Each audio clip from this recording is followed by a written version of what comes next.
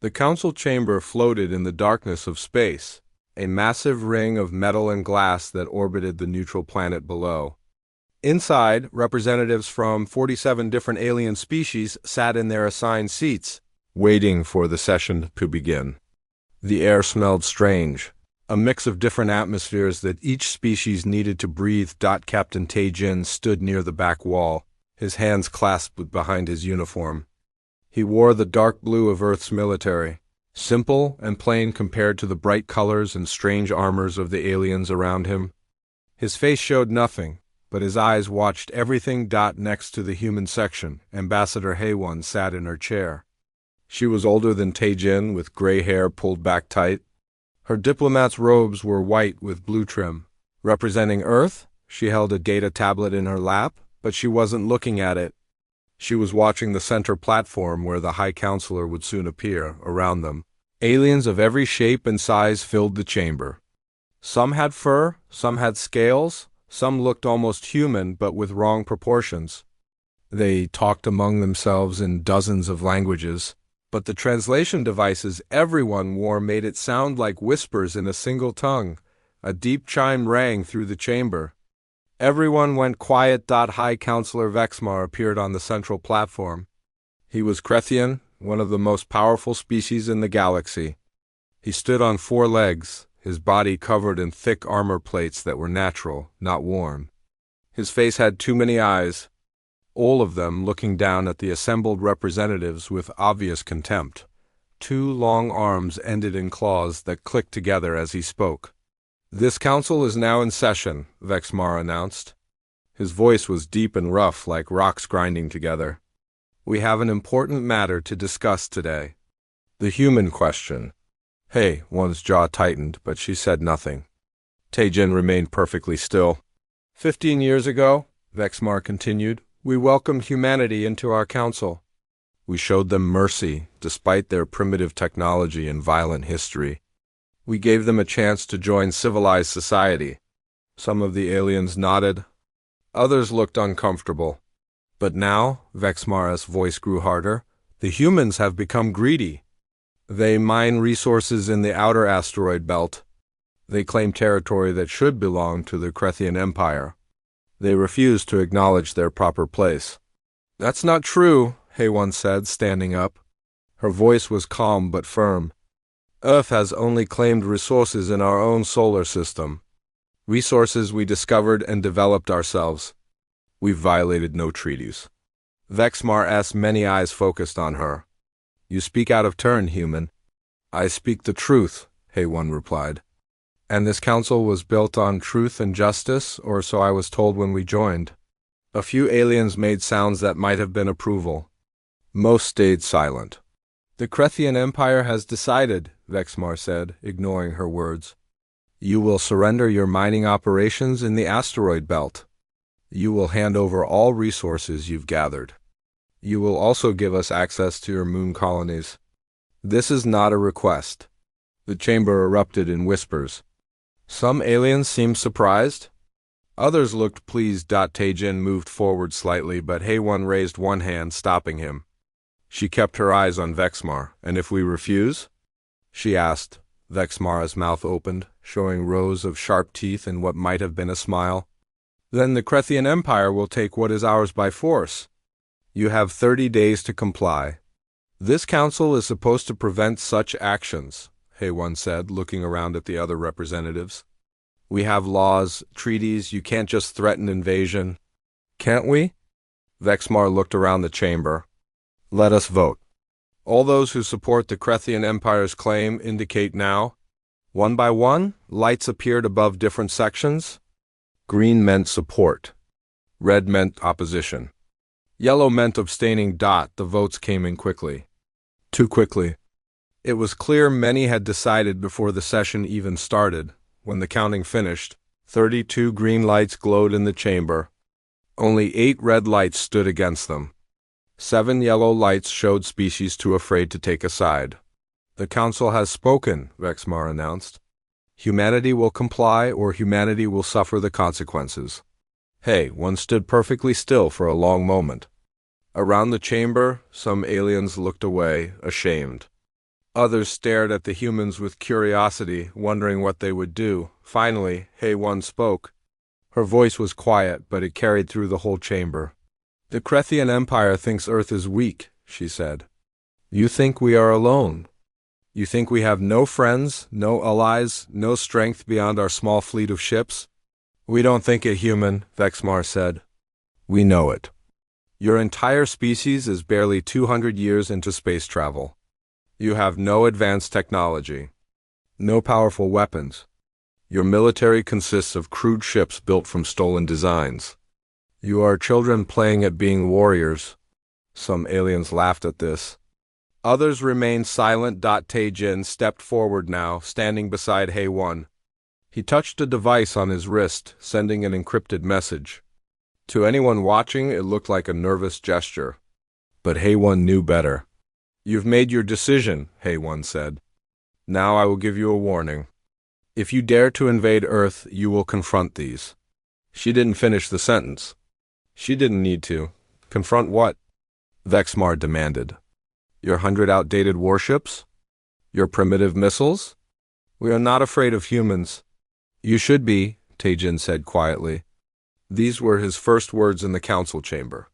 Many aliens turned to look at him in surprise. "Is that a threat?" Vexmar asked. "It's a fact," Tae-jin replied. Vexmar laughed, a horrible grinding sound.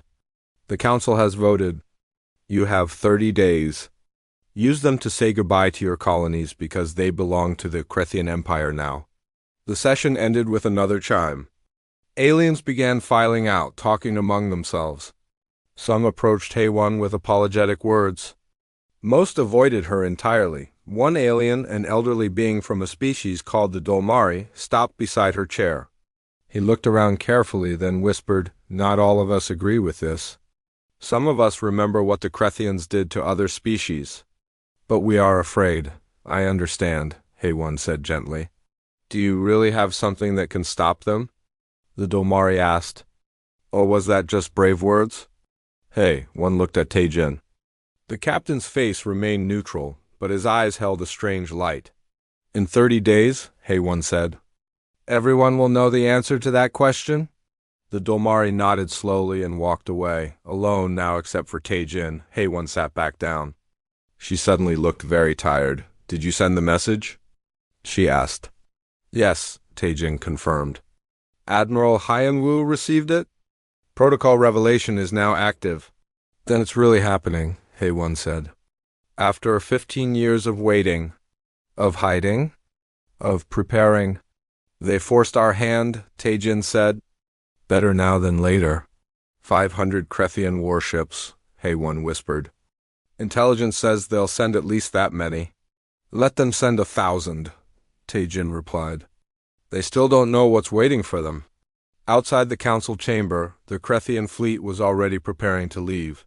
Massive warships, each one 3 times the size of Earth's largest vessel, gathered in formation. Their weapons could crack planets. Their shields could withstand nuclear fire. Vexmar watched from his command ship, confident in his victory. The humans would surrender. They had no choice. And if they didn't, well, the Crethian Empire would add another species to their list of conquests. He had no idea that 15 years ago, when humanity first ventured beyond their solar system, they had discovered something the Crethians thought was lost forever. Something that would change everything. In 30 days, the Crethian Empire would learn the truth. In 30 days, the galaxy would discover that Earth was not alone. In 30 days, the real war would begin. Admiral Hyun-woo stood in the command center buried 3 miles beneath the Pacific Ocean. The room was large and dark, lit only by dozens of screens showing data from across the solar system. Officers moved quietly between workstations, their faces serious as they processed the encrypted message from Captain Tae-jin. "Protocol Revelation confirmed," one officer reported. Hyun-woo nodded. He was a tall man, older now, with white hair at his temples. 15 years of carrying this secret had aged him. But today, finally, that secret would be revealed. "Send word to Dr. Yoonji," he ordered. "Tell her it's time." Across the command center, screens began lighting up with movement. Ships powering up. Systems activating. Weapons that had waited 15 years finally coming online, but to understand why, the story had to go back. Back to the beginning. Back to when humanity discovered they were not alone in the universe. 15 years earlier, Commander Day 1 piloted the exploration vessel Pioneer through the darkness beyond Neptune. His small crew of 6 had been searching for alien life for 3 years. They had found nothing but empty space and dead rocks. "Sir, I'm picking up something strange," his sensor officer reported. "It's a ship, I think. But it's damaged. Badly damaged. Can you identify it?" Day 1 asked. "Negative. It's not like anything in our databases." They approached carefully. The alien ship was massive, easily 10 times the size of their small vessel. But huge holes had been torn in its hull. Parts of it were simply gone, burned away by weapons that left melted edges. "Life signs?" Day 1 asked. "Faint, very faint. Maybe 20 individuals still alive." "Prepare boarding team," Day 1 ordered. "And get me a come line to Earth Command." "We found them. We finally found aliens." "But these aliens were dying. The boarding team found them in what looked like a medical bay." 20 beings, each one about 8 feet tall, with pale blue skin and large eyes.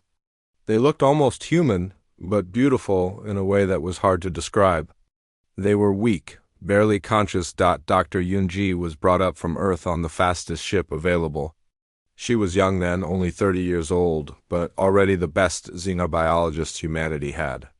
She worked for 3 days straight, learning their biology, creating medicines, fighting to save lives. She saved them all.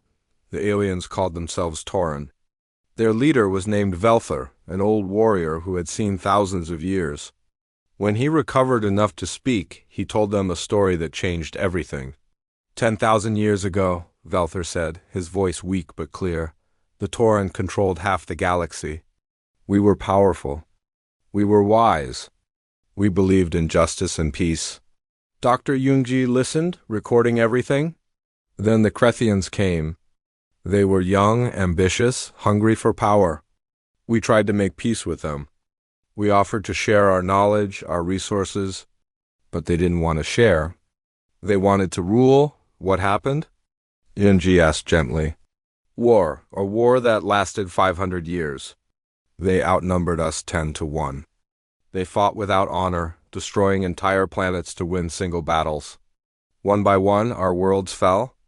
Our people died, until only a few thousand of us remained. Velther's large eyes filled with something like tears. We tried to escape, to find a new home far from the Krethian Empire. But they hunted us, chased us across the galaxy. This ship carried the last of my people, 200 souls. The last Tauran in the universe. And the Krethians did this? Commander Day 1 asked, pointing to the damaged ship. Yes, 3 days ago. We managed to destroy their attack ships, but our vessel was crippled. We were drifting, dying, waiting for the end. Velther looked at Yunji. And then you found us. The decision was made quickly at the highest levels of Earth's government. The Tauran would be given sanctuary. Hidden on Earth, protected, but the Tauran offered something in return. We have technology you cannot imagine, Velther told Earth's leaders through a video link. Weapons that can destroy stars. Ships that can cross the galaxy in days. Defensive systems that have protected our people for millennia. And we have something else. What? Asked the president of Earth. The location of our hidden weapons caches. Before our people fell, we hid massive arsenals throughout the galaxy. Automated shipyards, defense platforms, battle stations, all still functional, waiting for our return. Velther paused. I am the last who knows where they are, and I offer this knowledge to humanity in exchange for saving my people. Why would you trust us? The president asked. You've just met us? Because, Velther said simply, you saved us. Not because you wanted something in return. Not because you needed allies, but because it was the right thing to do. That is something the Krethians could never understand. For 15 years, humanity worked in secret. They brought the Tauran to Earth, hiding them in remote locations. mountain bases, underground facilities, deep ocean installations. The 200 Taurans shared their knowledge, teaching humans how to build and operate their advanced technology. Admiral Hyun Woo, then just a captain, led the military effort. Dr. Yoonji coordinated the scientific side. Commander Day 1, promoted to captain, explored the galaxy in secret. Finding the hidden Tauran weapons caches, they rebuilt 500 Tauran warships, each one more powerful than anything the Krethians possessed. They activated defense networks that had slept for 10,000 years. They prepared for the day when humanity would need to reveal the truth. But that wasn't the only secret. Dr. Yoonji made another discovery 8 years ago. While studying Earth's deep ocean trenches, her team detected unusual readings, energy signatures that made no sense, life signs that defied explanation. She led an expedition down to the deepest part of the Pacific Ocean, 7 miles down, where no human had ever gone before. And there, in the absolute darkness, they found something impossible: a city, structures made of materials that bent light around them, technology that seemed to exist in multiple dimensions at once, and beings, ancient beings who called themselves the Forgotten Ones. They looked somewhat human, but their skin was translucent, showing the water flowing through their bodies. They had lived in Earth's oceans for millions of years, long before humanity crawled out of the seas. "We have watched you," their leader told Yoonji. "We have seen you grow from simple creatures to spacefaring people. We wondered if you would find us eventually. Why didn't you make contact before?" Yoonji asked. "We were waiting to see what kind of species you would become, violent or peaceful, greedy or generous, selfish or compassionate. And what did you decide?" The Forgotten One seemed to smile, though its face was hard to read. "You saved the dying Tauran. You gave them sanctuary even though it put you at risk. You shared your world with beings you barely knew. That told us everything we needed to know about humanity." The Forgotten Ones possessed technology even more advanced than the Tauran. They could manipulate space and time itself. They could phase in and out of normal reality. They could create portals between distant points in the universe. "We will help you," they told Yoonji. "When the time comes, when you need us, we will fight for Earth, because Earth is our home too." Now, 15 years after finding the Tauran, 8 years after discovering the Forgotten Ones, that time had come. Admiral Hyun Woo watched his screens as systems activated across the solar system. Hidden Tauran warships powering up their engines. Forgotten Ones preparing their dimensional technology. Human crews boarding hybrid vessels that combine the best of 3 different civilizations. "Status report," he ordered. "All Tauran vessels operational. The Elder Velther has taken command of the main fleet. Forgotten Ones report ready. They've positioned 50 vessels throughout the system. Human defense fleet standing by. Captain Tae-jin is coordinating from the Council station. Automated defense platforms online. 300 units active and armed."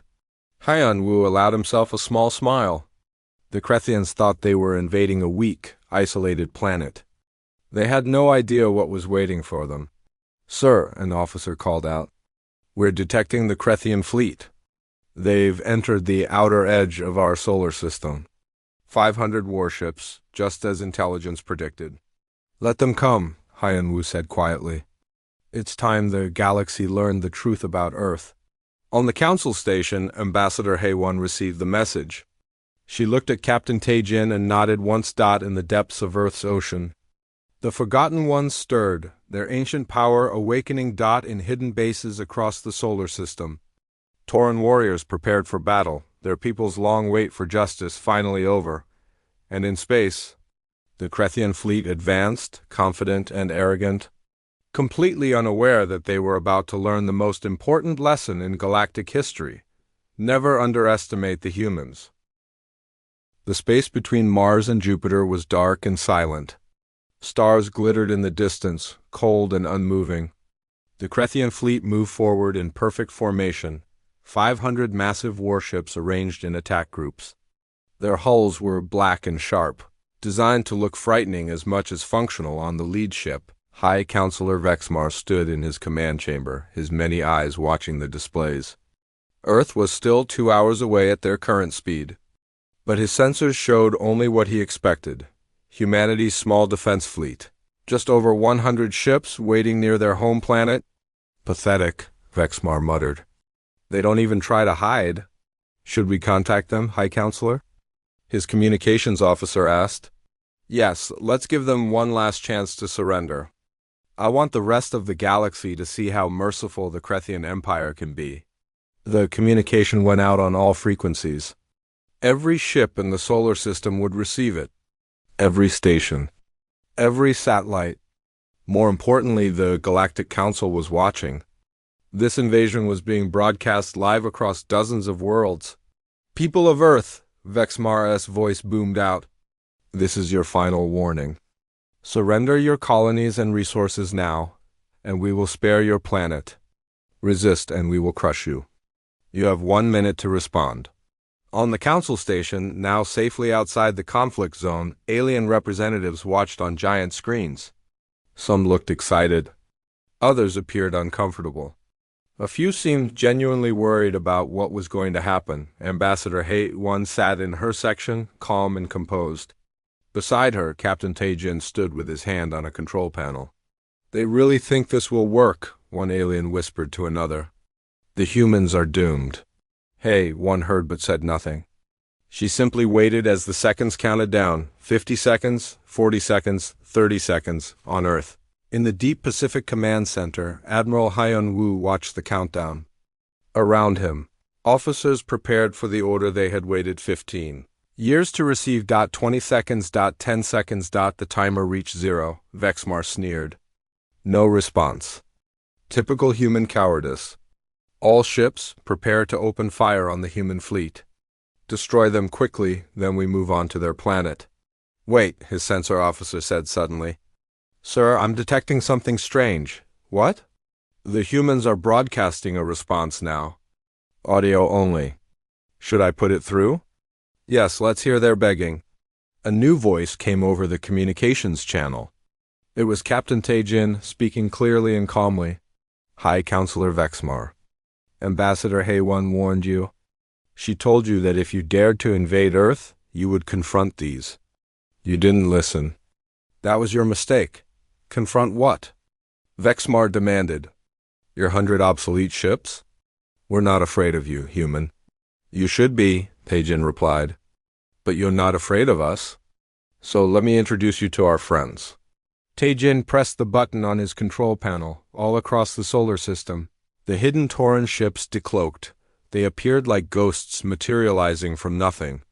Massive vessels, each one 3 times the size of the largest Krethian warship.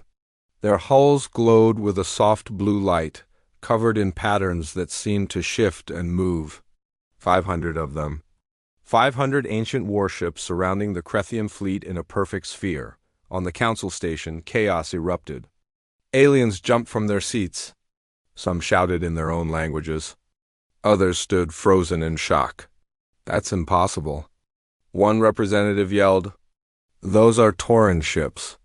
The Tauran are extinct. How? Another gasped. Where did the humans get Tauran technology?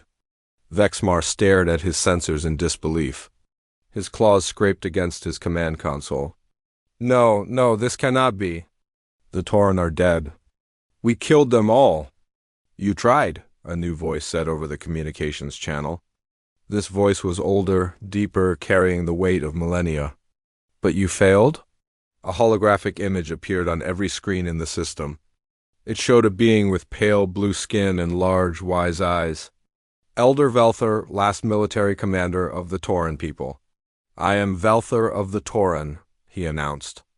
10,000 years ago, the Krethian Empire hunted my people across the galaxy. You destroyed our worlds. You killed billions. You tried to erase us from existence. Velthor's image stared directly at where he knew Vexmar would be watching. But we survived. And humanity, these young people you thought were weak, gave us sanctuary. They saved us when we were dying. They hid us, protected us, and helped us rebuild what you tried to destroy. On the Krethian flagship, Vexmar's officers were panicking. "Sir, our weapon systems are locked on by multiple targets. We're surrounded. What are your orders?" Vexmar couldn't speak. His mind was racing. 500 Tauran warships. Ancient technology that was superior to anything the Krethians possessed. His fleet was trapped, but then more ships appeared. These weren't like anything anyone had seen before. 50 vessels that seemed to exist in multiple places at once. Their hulls phased in and out of normal space, sometimes solid, sometimes transparent. They moved in ways that defied physics, appearing on one side of the battlefield and then instantly on the other. "What are those?" A Krethian officer whispered. Dr. Yunji's voice came over the communications channel now. She spoke from Earth, but her words reached every ship. "These are the Forgotten Ones. They have lived on Earth for millions of years, long before humans existed. They possess technology that can manipulate space and time itself. And like the Tauran, they have chosen to stand with humanity." Throughout the solar system, more surprises revealed themselves. 300 automated defense platforms activated, weapons powering up with energy readings that made Krethian sensors scream warnings. These were the ancient Tauran defensive networks, rebuilt and improved with human and Forgotten Ones technology. Commander Sang-woo, piloting one of the hybrid warships, led a formation of 50 vessels that combined Tauran weapons, Forgotten Ones dimensional systems, and human tactical computers. His ship alone could probably destroy 10 Krethian vessels. "This is Commander Sang-woo of the Earth Defense Force," he announced. "We have you completely surrounded. Your weapons are inferior. Your shields are weak. And your Empire's crimes against the Tauran people have not been forgotten." On the Council station, the alien representatives watched in stunned silence. The broadcast was being sent to every world in the galaxy. Everyone could see the mighty Krethian fleet, frozen and helpless, surrounded by forces they couldn't defeat. "The Tauran," one alien whispered. "The Tauran are back. And they're allied with humans," another added. "How is this possible?" Ambassador Haewon stood up. She had remained quiet until now, but it was time to speak. 15 years ago, she said, and her voice was broadcast across the Council station, humanity made first contact. But not with you. Before we met the Galactic Council, we found the last survivors of the Tauran people. They were dying, hunted to near extinction by the Krethian Empire. She looked around at the alien representatives. We could have ignored them. We could have taken their technology and left them to die. We could have sold their location to the Krethians in exchange for a better position in the Council. But we didn't. We saved them because it was the right thing to do. The galaxy thought the Tauran were gone, Valthera's voice added. But we endured. We survived. We remembered. And now, with humanity's help, we have returned. Not to conquer, as the Krethians do, but to bring justice. In the Krethian fleet, panic was spreading. Ships tried to activate their weapons but found them locked by the targeting systems surrounding them. They tried to raise shields but discovered the Tauran weapons could simply pass through their shield frequencies. They tried to run, but the Forgotten Ones had sealed off every escape route with spatial manipulation. Vexmar realized he had one option left. Activate the planet killer. He ordered, "If we're going down, we take Earth with us." A massive weapon on his flagship began charging. It was designed to crack a planet's core, causing it to explode from within. The Krethians had used it before on other worlds. It took 2 minutes to charge fully. "They're preparing a planet killer weapon," a sensor officer reported to Admiral Hyun-woo. "Yun-hee," Hyun-woo said calmly. "Execute countermeasure 7. Communications Officer Yun-hee, working with a team of Forgotten Ones, activated a device they had prepared specifically for this possibility. As the planet killer fired its massive beam of destructive energy toward Earth, a portal opened in space. The beam entered the portal and disappeared. On the other side, millions of miles away in deep empty space, another portal opened and the energy dispersed harmlessly into nothing. "Impossible!" Vexmar roared. "That was enough power to destroy a planet." "Your empire has caused enough destruction," Valther said. "No more. Taejin's voice returned to the communications channel. High Counselor Vexmar. You have one chance. Order your fleet to stand down. Power down your weapons. Prepare to be escorted back to Krethian space. And agree to face justice for your crimes. And if I refuse? Vexmar snarled. Then we destroy every single one of your ships, Taejin replied simply. We don't want to do that. We're not like you. We don't enjoy killing. But we will defend ourselves and our allies. The silence stretched for long seconds. Everyone in the galaxy watching the broadcast held their breath. Finally, a voice came from one of the Krethian ships. But it wasn't Vexmar. It was one of his officers. This is Commander Reichther of the 2nd Battle Group. The emergency session of the Galactic Council began 3 days after the Krethian fleet's surrender. The council chamber, which had been quiet and orderly before, now buzzed with nervous energy. Representatives whispered urgently to each other. Some species had brought extra security. Everyone knew this meeting would change everything. Ambassador Hey, one entered the chamber with Captain Taejin at her side. Behind them walked Elder Velther, his tall form drawing gasps from many who had never seen a living Tauran before. The representatives stared openly, and Hayone could hear the whispers. I thought they were extinct. The humans have been hiding them for 15 years? What else are they hiding? Vexmar was notably absent. His own people had arrested him after the fleet surrendered. He sat in a Krethian prison ship now, waiting to learn his fate.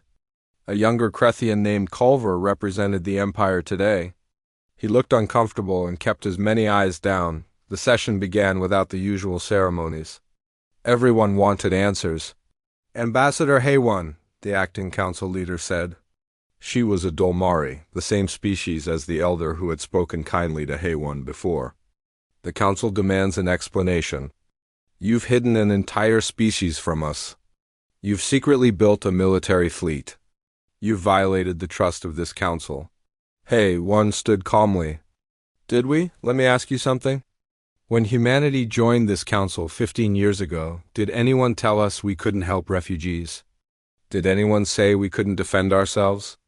Did anyone explain that the council was really just a tool for Krethian control? Murmurs spread through the chamber. That's a serious accusation, the Dolmari leader said. Then let me prove it, Hayone replied. She nodded to Captain Taejin, who activated a holographic display. Images appeared in the center of the chamber. Documents, communications, secret agreements. All of it gathered over the past 3 days by Sojin, Earth's intelligence officer who had been working quietly for years. These are records from the Council's own databases, Hayone explained. They show a pattern. For the past 1,000 years, every major decision made by this council has favored the Krethian Empire. Trade agreements that gave Krethians the best resources. Territory disputes that always sided with Krethian claims. Even membership rules designed to keep smaller species weak. She highlighted specific documents as she spoke.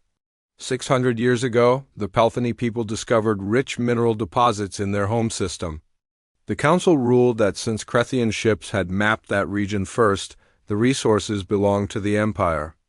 The Pelthany protested, and the council threatened to remove them from galactic society. A Pelthany representative stood up. That's true. My people have been bitter about that for generations. 500 years ago, Hayone continued, the Vorish species developed new shield technology. They wanted to sell it to other species. But the council passed a law saying all advanced military technology had to be shared with the Empire first. The Krethians copied the design and claimed they had invented it. A Vorash representative nodded grimly. 300 years ago, the Drashni people voted against a Krethian trade proposal. Within a month, they faced economic sanctions from the council. Their merchant ships were blocked from major trade routes. Their diplomats were excluded from important meetings. They were punished for disagreeing. More nods from around the chamber. And just 2 months ago, Hayone said, her voice harder now, the council voted 32-8 to support a Krethian invasion of Earth's sovereign territory. Not because the law was on their side, but because everyone was afraid to say no to the Empire? The chamber erupted in angry voices. Some species shouted denials. Others admitted the truth. The Dolmari leader struggled to restore order. Even if this is true, Culver said, speaking for the Krethians, it doesn't excuse what you did. You built a secret military. You brought back a species that could threaten us all. Threaten you? Velthar's deep voice silenced the chamber. The ancient Tauran stepped forward. My people were nearly extinct because your empire committed genocide. You hunted us across the galaxy. You destroyed our worlds. You killed billions of innocent beings. And when we finally escaped, you chased us down to finish what you started? That was 10,000 years ago, Culver protested weakly. And you would have done the same to humanity if they had been weaker, Valthar replied. That is what the Krethian Empire does. It conquers. It dominates. It destroys anyone who stands against it. We are not our ancestors, Culver said, aren't you? Hey, one asked. Your fleet came to invade Earth just 3 days ago. Your High Counselor threatened to crack our planet with a super weapon. How is that different from what your ancestors did to the Tauran? Culver had no answer. An alien from a species called the Zendari stood up. She was small, barely 4 feet tall, with silver skin and large ears. Her species had always been quiet in council meetings, rarely speaking. I have something to say, the Zendari announced. Her voice shook slightly. My people have been afraid for 200 years. Afraid to speak? Afraid to vote our conscience. Afraid of what the Krethians would do if we stood against them. Other representatives turned to look at her. 30 years ago, we discovered that Krethian mining operations were poisoning our water supply. We brought evidence to the council. The council dismissed it. They said we hadn't proven the Krethians were responsible, even though we had clear data. My people are still sick from that pollution. She looked directly at the Krethian representative. We voted to support your invasion of Earth, not because we thought it was right, but because we were afraid you would target us next if we said no. One by one, other species stood up. Each had a similar story. Each had been bullied, threatened, or manipulated by the Krethian Empire. Each had voted to support Krethian interests out of fear rather than justice. The Domari leader looked overwhelmed. She turned to Haywan. What do you want from us, Ambassador? What is Earth's goal in revealing all of this? One took a deep breath. This was the moment she had prepared for. We want a new council, she said. A real council, one built on actual justice and equality. One where every species has a fair voice. One where might doesn't make right? And how would this new council work? Asked a representative from a species Haywan didn't recognize. Equal representation for all members. One species, one vote. No permanent positions of power? Council leadership rotates every 5 years. Trade agreements and territory disputes are decided by neutral arbitrators, not political pressure. Military force can only be authorized when a species is actually being attacked, not when a powerful empire wants more resources. She paused, letting her words sink in. Most importantly, any species that commits genocide or attempts to conquer another world will be expelled from the Council and face military intervention. No exceptions, no matter how powerful they are. That's a complete restructuring, the Dolmari leader said. It would take years to implement. Then we start now, Haywan replied. And until it's done, the Tauran fleet and the Forgotten Ones will enforce fair treatment of all species. Anyone who tries to take advantage of smaller, weaker members will answer to them. Culver stood up. This is outrageous. You're essentially demanding the Krethian Empire give up its power. No, Velthar said. We're demanding that your empire earn its place like everyone else. No more special treatment. No more threats. No more conquest. And if we refuse? One's expression was calm but firm. Then you'll face the same choice you gave Earth, submit to justice, or leave the Council entirely. The difference is, we won't invade your homeworld. We'll simply ensure you can't harm anyone else. The chamber fell silent. Every representative understood what was happening. The balance of power in the galaxy was shifting. The Crethian Empire, which had dominated for thousands of years, was being brought down not by military conquest but by the truth. "Let's vote," A1 said. "All those in favor of creating a new galactic accord based on true equality and justice indicate now." The votes came slowly at first. The Zindari voted yes immediately. Then the Pelthani.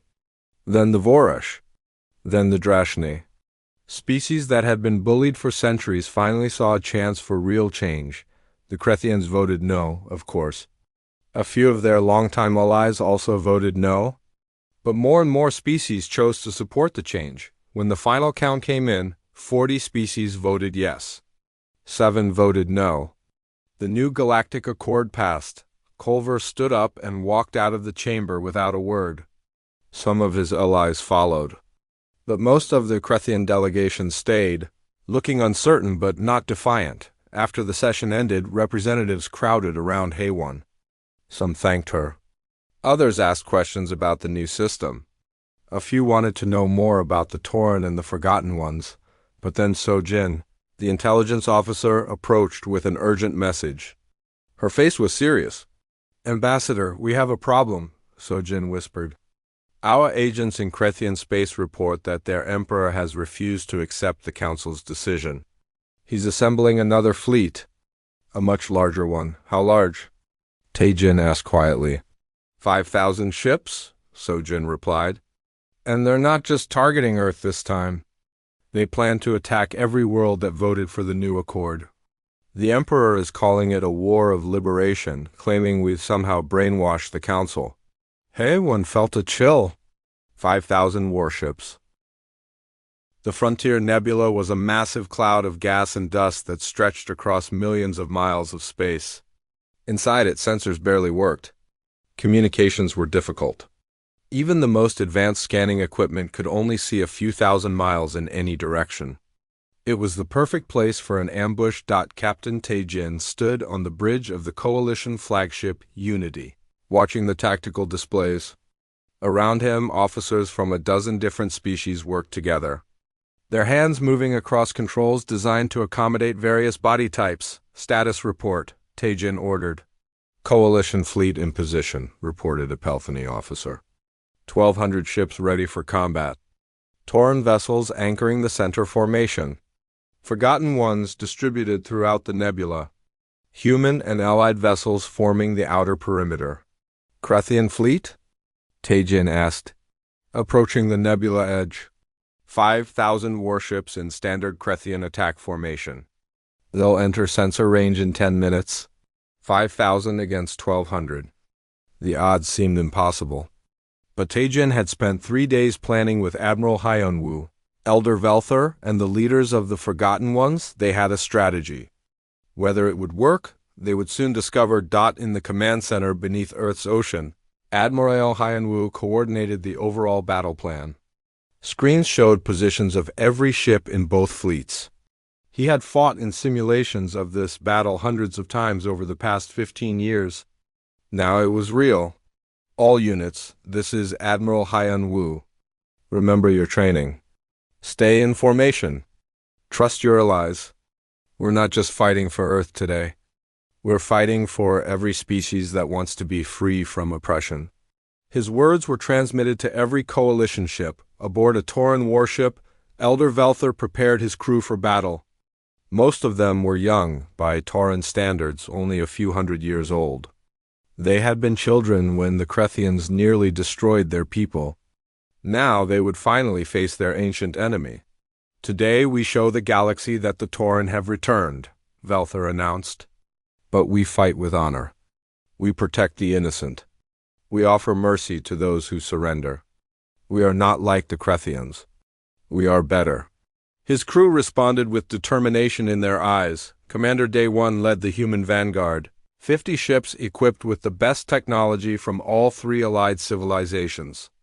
His crew was entirely human, young men and women who had trained for this moment their entire military careers. "Remember," Day 1 told them, "the nebula levels the playing field.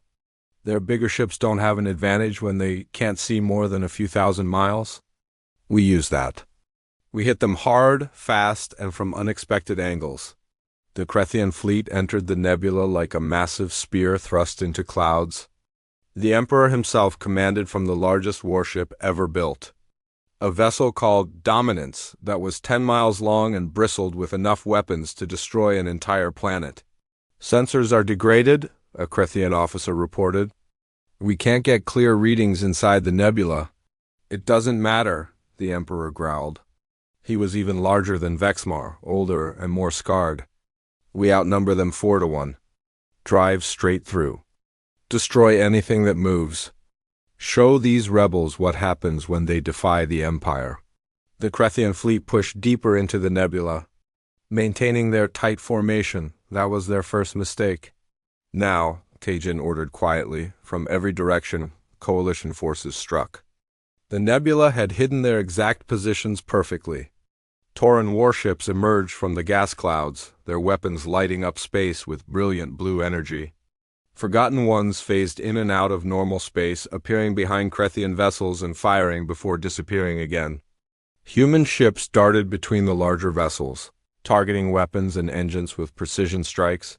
The Krethian fleet reacted with practiced efficiency, but the nebula made their usual tactics useless. They couldn't form proper defensive positions when they couldn't see threats until they were almost on top of them. "All ships, break formation and engage," the Krethian Emperor ordered. That was their second mistake. As the Krethian fleet scattered to chase their attackers, coalition forces executed the second phase of Admiral Hyanwu's plan. The massive Krethian formation split into dozens of smaller groups, each one hunting through the nebula for enemies. And each one walking into carefully prepared traps.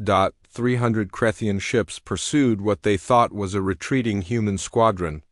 Instead, they flew straight into a ring of automated defense platforms that had been quietly positioned over the past 3 days. The platforms activated simultaneously. Catching the Krethians in a crossfire, they couldn't escape. Another group of Krethians chased after Forgotten One's vessels, not realizing the strange ships were leading them in circles through spatial portals. By the time the Krethians understood what was happening, they were hopelessly disoriented and easy targets. Commander Day One's human vanguard used hit-and-run tactics, striking at Krethian engines and jumping away before the larger ships could bring their weapons to bear. The Krethians, used to standing and fighting in direct ship-to-ship combat, struggled against opponents who refused to stay and take hits. But the Krethians were numerous, and they were determined. Slowly, through sheer numbers, they began pushing the coalition forces back. Coalition ships took damage. Some were destroyed. The casualty counts on both sides started climbing. "They're adapting," Teijin observed. "As expected. Hyanwu initiate Phase 3. "Confirmed," the Admiral's voice replied from Earth. "Phase 3 is a go." Around the nebula, hundreds of ships that had been hidden in normal space suddenly appeared. These weren't warships. They were support vessels from dozens of different species. Medical ships, supply ships, repair vessels. But more importantly, they were broadcasting a message on all frequencies. The message showed recordings from the council session. It showed the vote for the new Galactic Accord. It showed species after species standing up and telling their stories of Krethian oppression. It showed the truth about what this battle was really about, and it was being broadcast not just to the Krethian fleet, but to every Krethian world, to every Krethian citizen, to every soldier fighting in the Emperor's name. "Krethian forces," Haywan's voice came over the communications. She was broadcasting from the council station. "You've been told that you're fighting rebels and traitors. You've been told that we want to destroy your empire. That's a lie." On Krethian ships throughout the fleet, soldiers stopped to listen. "We don't want to destroy you. We want justice. We want a galaxy where no species, including yours, can dominate and oppress others. Many of you are good people forced to fight in a war started by an emperor who cares only for power." Images played showing the Emperor's palace, his enormous wealth, while common Krethian citizens struggled. "You're dying out here so he can maintain control. You're killing innocent beings so he can keep his throne. Is that really what you want?" Is that really worth your lives? On the Crethian flagship, the Emperor roared in fury. Cut that transmission. Block it. I will not have my soldiers corrupted by enemy propaganda. But it was too late. The message was everywhere, using communication technology from the Forgotten Ones that the Crethians couldn't block, one by one. Crethian ships began powering down their weapons. "This is Captain Melther of the 3rd Squadron," a voice announced. "We surrender. We won't die for the Emperor's pride. This is Commander Velkash of the 7th Fleet. We're standing down." More and more Crethian ships withdrew from the battle. Not all of them, but enough to shift the balance. The Emperor's fleet was fracturing. "Traitors!" the Emperor screamed. "All of you are traitors. I'll have you executed." But his own crew was listening too. They were seeing the messages. They were reading the reports. They were learning about what their empire had really done over the centuries on the bridge of the Dominance. A junior officer stood up. "Emperor, perhaps we should consider silence." The Emperor struck the officer with one of his claws, sending him crashing into a wall. "We will destroy these rebels if I have to kill every one of them myself." He activated the ship's ultimate weapon. A device similar to the planet killer Vexmar had tried to use, but larger. More powerful. This one could destroy not just a planet, but an entire star system. "Emperor, no," his weapons officer protested. "That will kill our own ships too. Everyone in the nebula will die. Then they'll die as examples." The Emperor snarled. "Let the galaxy see what happens to those who oppose me." His claw reached for the activation button. He never pressed it. Dr. Yunji, working with the Forgotten Ones, had anticipated this possibility. She had spent the last 3 days developing a specific countermeasure. As the Emperor's weapon began to charge, the Forgotten Ones activated a spatial lock around the Dominance. The Emperor's flagship phased out of normal space. One moment it was there, the next it was gone, transported to a pocket dimension where it could harm no one. The Crethian fleet, seeing their Emperor vanish and hearing the messages about the truth of their empire, finally broke. Ships surrendered by the hundreds. Those who wanted to continue fighting found themselves outnumbered by their own forces. The battle was over.